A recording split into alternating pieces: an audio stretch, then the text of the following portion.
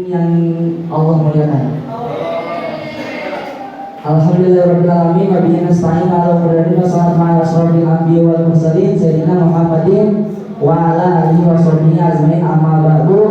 Berdirinya saya di sini akan mempresentasikan karya ilmiah saya yang berjudul hukum meninggalkan sholat secara sengaja menurut Imam Syafi'i.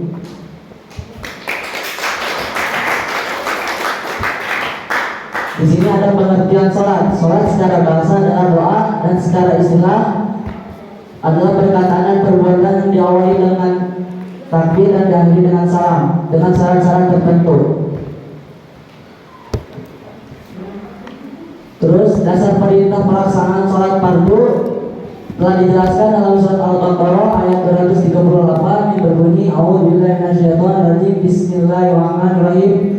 Hafizu ala sholawati wa sholawatil wusta wa qumu lillahi qanitin. Ulangi. Oh, dia mau kecil tuh. Ulangi. A'udzubillahi minasyaitonir rajim. Bismillahirrahmanirrahim.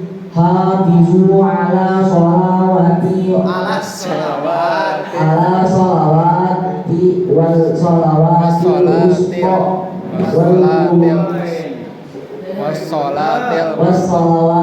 wusta wassalawatil wusta wal qumul. Enggak ada wa. Ada alif lamnya dibaca, ada alif lamnya. Santai, ayo. Tuh dia perhatiin.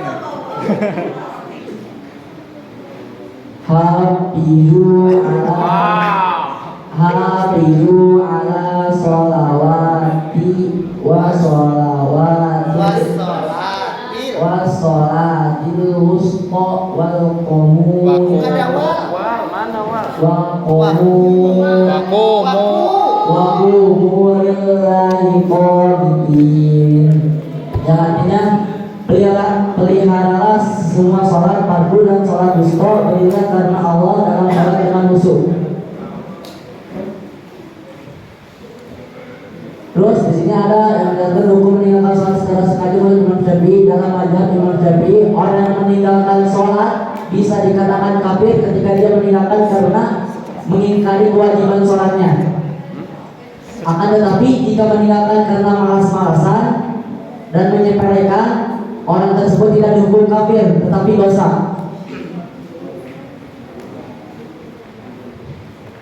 Terus ada manfaat sholat. Kesatu, menjaga kita dalam kebaikan.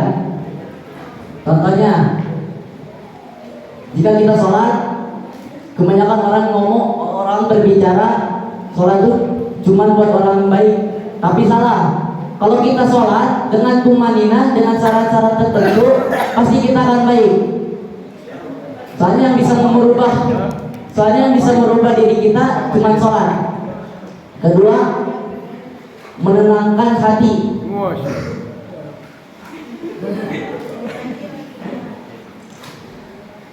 Jika kita punya masalah, solusinya sholat.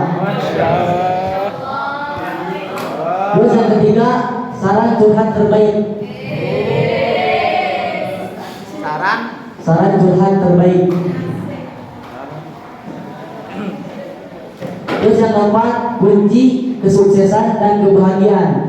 Kalau orang melaksanakan sholat dengan baik dan benar, dengan syarat-syarat tertentu, dengan tumaninah, orang itu akan merasakan kesuksesan mau di dunia dan di akhirat dengan kebahagiaannya dia sendiri. Terus di sini ada kesimpulan. Sebagian orang memahami bahwa Imam Syafi'i rahimahullah tidak mengkafirkan orang meninggalkan sholat. Namun yang tepat dalam hal ini, Imam Syafi'i adalah di antara ulama yang menyatakan kafir. Sedangkan kesimpulan beliau tidak mengkafirkan. Itu tidak secara nas beliau, dan sebenarnya hanya kesimpulan dari para ulama mazhab Syafi'i melihat indikasi dari perkataan beliau bukan dari perkataan Imam Syafi'i secara tegas. Orang yang meninggalkan sholat bisa dikatakan kafir ketika dia meninggalkan karena mengingkari kewajibannya. Akan tetapi jika meninggalkan karena malas-malasan atau menyepelekan, orang tersebut tidak dihukumi kafir tetapi dosa. Oke, sejauh ini presentasi tersingkat ya, insyaallah. Baik, langsung aja diajukan pertanyaannya. Mau penguji dulu atau dari audiens dulu? Audiens boleh? Oke, silakan. Jadi Pak. Waalaikumsalam warahmatullahi wabarakatuh. Ini pembahasannya tentang meninggalkan sholat. Yang dibahas di presentasi bahwa meninggalkan sholat gara-gara malas dan karena melelahkan atau melamalkan. Lalu bagaimana dikenakan hukum jika seseorang sengaja, bukan tidak sengaja, dia tidur tapi meninggalkan waktu sholatnya? Apakah dicap kafir atau bagaimana seluruhnya? Masih.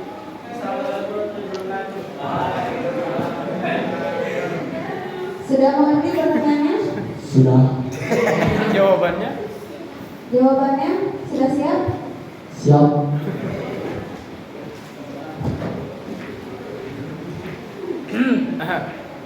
Bingung dia ya. Jika orang meninggalkan sholat dengan cara tidak sengaja, ya, contoh ketiduran. Contoh ketika kita tidur subuh nih, malam, terus kita ketiduran, terus udah waktu sholat subuh, tapi kita ketiduran, misalnya bangunnya jam 8, misalnya bangunnya jam 8 nih, misalnya bangunnya jam 8. Kata Ustaz Abdul Somad, yang saya ketahui itu waktunya sholat yang ditinggalkan. Misalnya bangunnya kita jam 8, berarti itu waktu sholat yang kita tinggalkan. Masa gak ngerti? Ngerti kawan? Hah? Enggak. Ngerti? Misalnya, ini kan gara-gara tidur. Semisal kalau kita meninggalkan sholat gara-gara sengaja meninggalkan kewajiban. Lalu bagaimana cara? Jadi kalau kata Ali mungkin dikodok ya, Iya. ke jam 8-nya. Lalu bagaimana cara mengganti sholat yang baru itu? Karena alasan gak mau mengerjakan sholat. Apa-apa ulang lagi. Sholat yang sengaja ditinggalkan, gimana caranya? Gantikan sholat itu Sholat yang sengaja ditinggalkan. solusinya apanya, hukumnya Bu? Cara mengganti sholat. Cara mengganti sholatnya. Ya, gimana? Mengkodok, ya, mengkodok. Imam Syafi'i mengajarkan mengkodok ketika kita meninggalkan sholat. Enak bener Imam Syafi'i mengajar. Wih, bener. Kode sebulan banyak sholat yang ditinggalkan. Ya, Semisal kalau kita setahun nggak sholat, tapi kode sholat. Jangan super gitu. ya bisa disebut itu. Ya. Ada lagi dari Putri, Ahwat, Alif, mananya? Alif, mana? Jeje, nanya Jeje. Salva. Apa? Salwa. Kenapa? Gaji dulu ya. Tadi sudah disinggung sama Ridwan yang sengaja dan tidak sengaja. Katanya dua-duanya sama-sama dikodok. Lalu sebutkan atau apa aja sih syarat dan hukum yang menjurus kepada sholat itu harus dikodok. Apa aja syarat-syaratnya? Mungkin ketiduran, Nggak mau pakai mungkin. Kalau mungkin itu seperti tidak yakin? Main futsal. Ketiduran. Hukum mengkodok, syarat-syaratnya mengkodok. Syarat-syarat Bukan penyebabnya, tapi syarat-syaratnya. Apa? Adakah hukumnya? tidak ada bu. Tidak menemukan. Soalnya nggak ngejelasin kodok pak. Tidak sholat kata juga.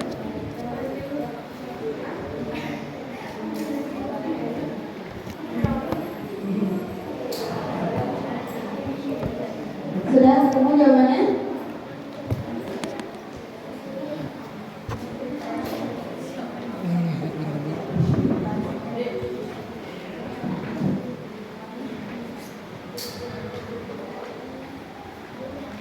Oke, diganti pertanyaannya. Karena tadi katanya dijelaskan oleh Imam Syafi'i. Di penjelasan yang mana bahwa Imam Syafi'i itu menganjurkan untuk mengqadha sholat yang sengaja ditinggalkan. Penjelasannya yang mana?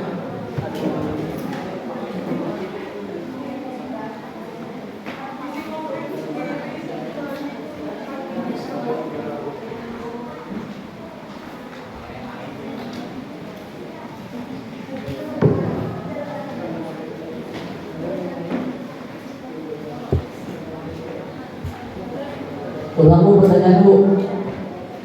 Tadi kan kata Aldi Ya, dianjurkan sama Imam Syafi'i. ya. Itu penjelasannya yang mana? Yang di kode itu. Ya, yang diqadha secara sengaja, yang meninggalkan sholat secara sengaja dan boleh sholat itu penjelasannya yang mana? Adakah hukumnya, hadisnya yang menjelaskan itu? Kalau di sini saya tidak dicantumkan, tapi saya melihat kata Kira, saya membaca ketika kita sholat meninggalkan sholat maka harus dikodok.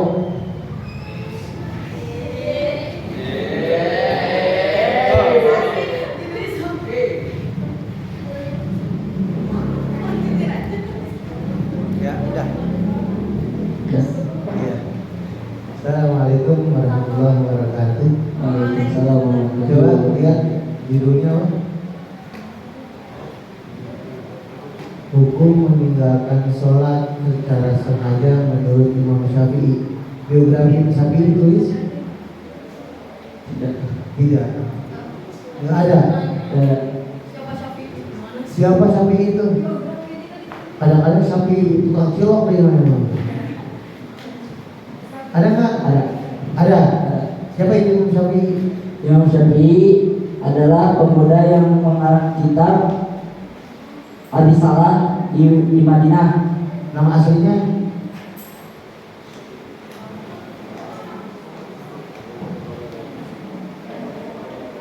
Dah, gila kalau dibacakan sholat, langsung dah. Meninggalkan sholat secara sengaja. Memang ada yang meninggalkan sholat secara tidak sengaja. Ada. Ada. Kayak gimana? Sholat yang tidak sengaja. Kayak ketiduran.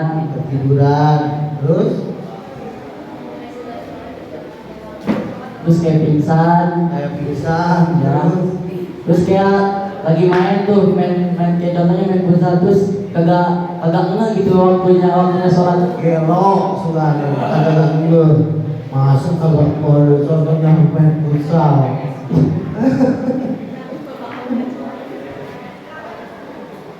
Pertanyaan sederhana di sholat.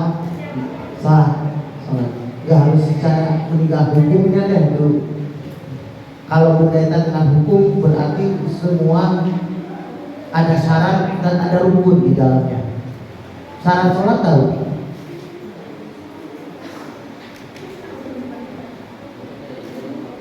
Syarat sholat.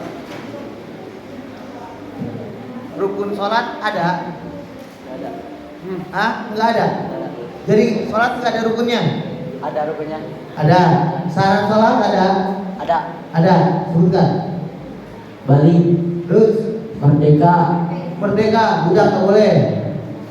Kalau budak itu tidak diwajibkan untuk sholat, tapi belajar tentang sholat boleh. Saya mengajarkan. Hah? Oh, budak. Budak apa budak? Anak kecil. Ya, anak kecil. Oh, bukan hamba saya, bukan. Bukan.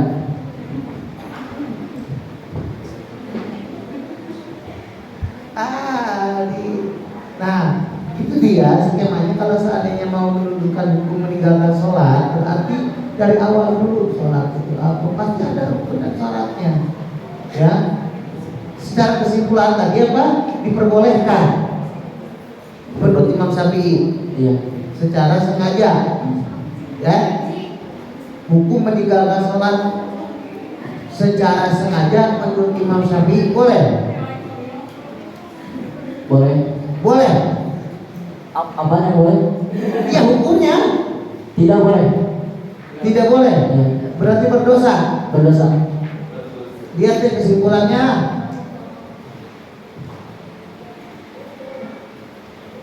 Apa itu?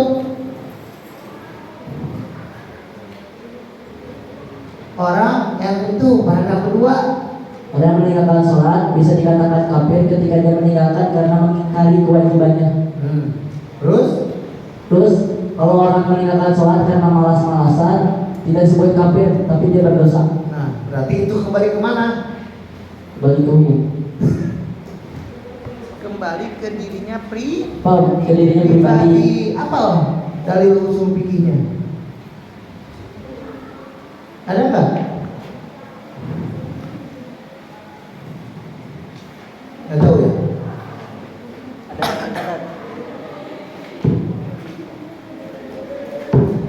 Ada nggak? Itu pelajaran pertama di era akhir. Ada nggak? Dik? Malu-maluin yang ngajar usul fikih. Siapa sih yang ngajar usul fikih kamu? Hah? Ustaz. Iya, bertanya apa?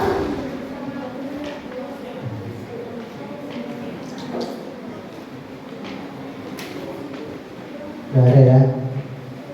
Soalnya saya juga nggak dapat tuh yang punya langsung ada di sini. Di situ ada punya Ali sudah. Ada 2. Punya Ali ada nggak? Oh enggak. Ada ya kan? Kalau ada di sini. Di sini nggak ada. Enggak. Cukup barusan aja udah dia. Ya, jadi seperti itu ya. Kesimpulannya berarti kembali kepada niatnya gitu di. Ya. Niat seseorang. Apakah seperti itu? Iya. Itu menurut Imam Syafi'i. Ya, menurut Imam Syafi'i. Ya. Menurut Imam Syafi'i apa menurut pribadi penulis? Menurut Imam Syafi'i. Menurut Imam Syafi'i berarti kembali ke niatnya seseorang yang meninggalkan sholat ataukah sholat karena malas-malasan atau karena ingin mengingkari kewajiban sholat gitu. Iya. Hah? Tuh, betul kan? Betul. Saya tanya sekarang ke kamu, sholat kewajiban apa kebutuhan? Kewajiban. Iya dulu, Bu. Kewajiban apa kebutuhan? Kewajiban. Masih kewajiban. Iya. Pantas banyak tinggal di sholat. Assalamualaikum warahmatullahi wabarakatuh. Waalaikumsalam warahmatullahi wabarakatuh.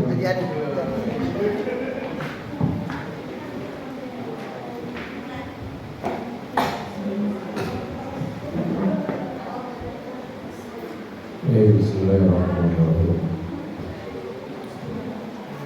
Judulnya seharusnya mencermin apa dibawakannya tuh itu berapa lembar? Ini Aldi berapa lembar? Ada 10.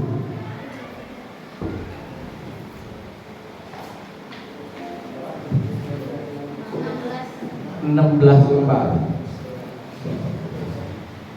Itu kalau melihat judulnya paling sedikit lah 30 lembar.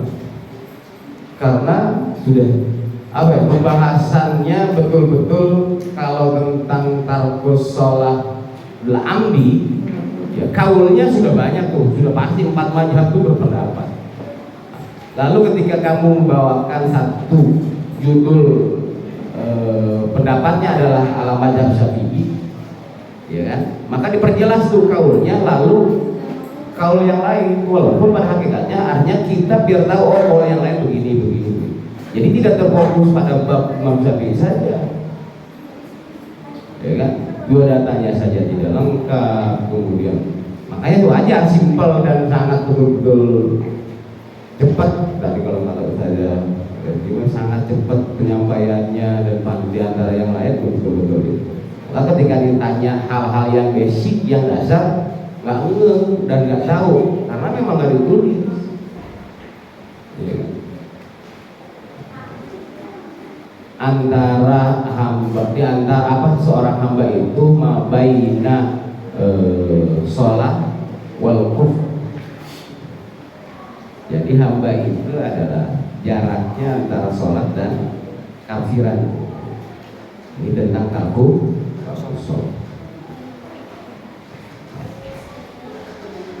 Kembali kepada bab pertanyaan Ridwan yang belum, kayaknya Ali belum pernah pada bab pertanyaan, ya kan? Tidur kelamaan 5 waktu ditinggalin, jatuhnya sengaja atau tidak sengaja? Tidak sengaja. Lalu apa yang harus dilakukan bagi si yang tidur ketika bangun? Dia sadar 5 waktu tertinggal. Mengkodok sholat. Lalu sengaja ditinggalkan. Iya. Permasalahan lainnya tadi bab yang tidak sengaja lalu sengaja ditinggalkan.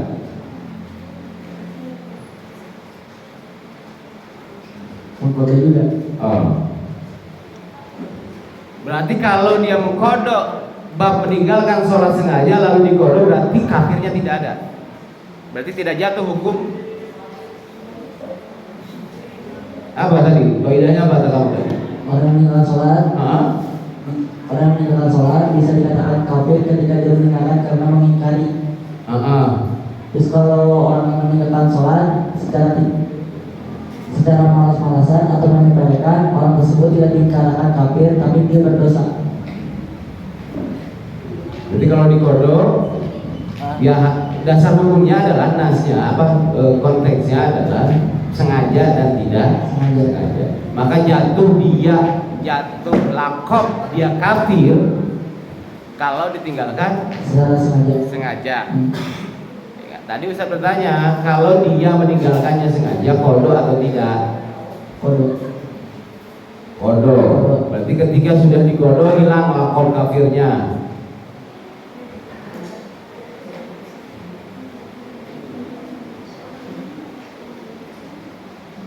Lah, dia tidur berarti jatuhnya tidak sengaja. Dalil ketidaksengajaan yang menyatakan atau hadis Rasul yang menyatakan perkara kewajiban yang tertinggal karena tidak sengaja. Ya.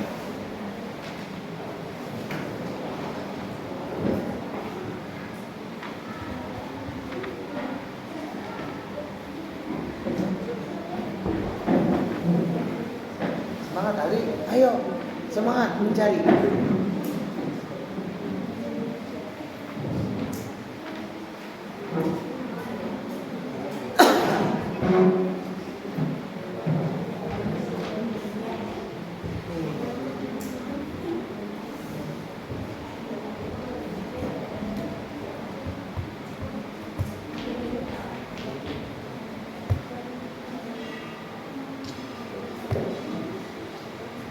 Tidak dicari. Baca siapa? Habis itu siapa? Penutup. Banyak. Yuk.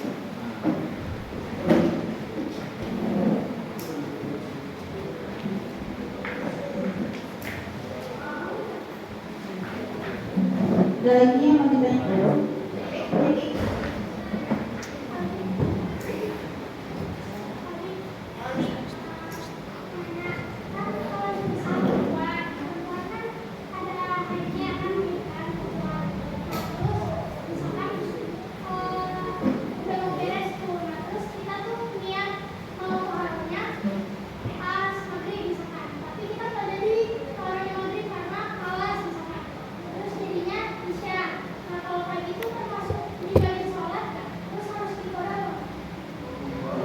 dikodok.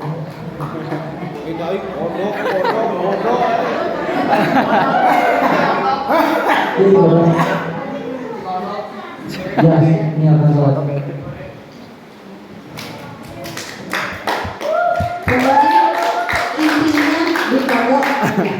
Nah, dikodok. Oke, baik, lagi silakan ditutup. Terima kasih atas perhatiannya. Kodok. Bukan masalahmu yang berat, tapi soalnya yang sering berat. Assalamualaikum warahmatullahi wabarakatuh.